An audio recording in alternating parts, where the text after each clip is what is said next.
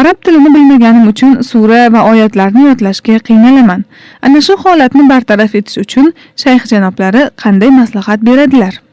Avvalo, maslahatdan oldin aytmoqchimanki, Qur'oni Karim oyatlarini va suralarini yodlash uchun urinib qiynalish huzur halovatdir.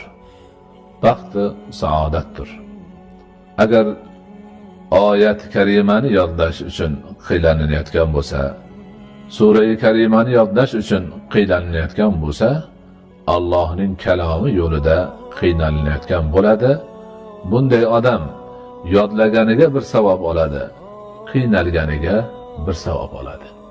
Qiynalmay yodlaganlar faqat yodlaganiga oladi. Lekin qiynalganlar 2 barobar savob oladi.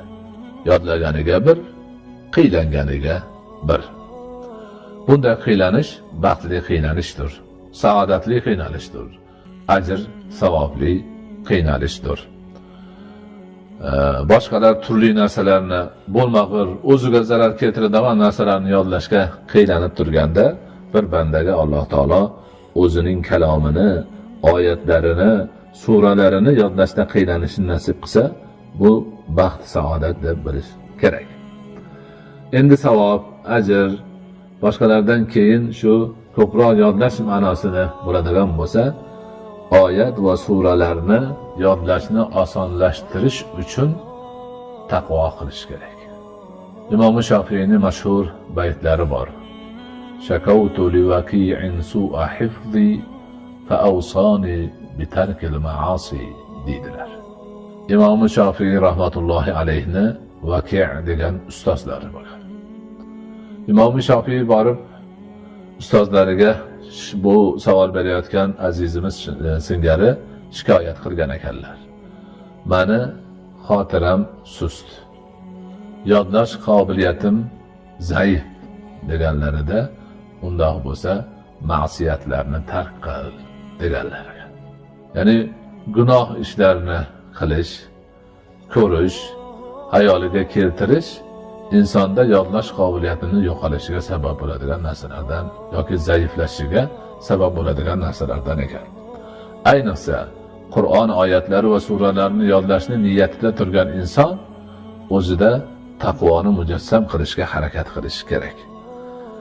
Ana o'sha taqvo mujassam bo'lsa, xotiri jam bo'lib, yaxshi bir ehtimom bilan harakat qilsa, inshaalloh oyat va suralarni yodlash yengil bir holatga o'tadi. Undan keyin har bir inson o'zining tuzilishi, qobiliyati, jumladan yodlash qobiliyatini hisobga ham olishi kerak.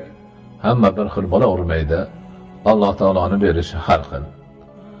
Ana shuni e'tiborga olib, o'zi qaysi holatda yaxshi yodlayapti?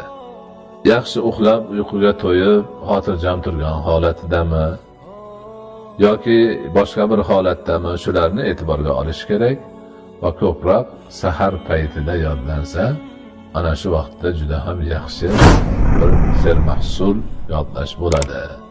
Ulamolarimizni, azizlarimizni siz bilan birga qilib ketgan tavsiyalari, mulohazalarini bir qismi mana shulardan iborat.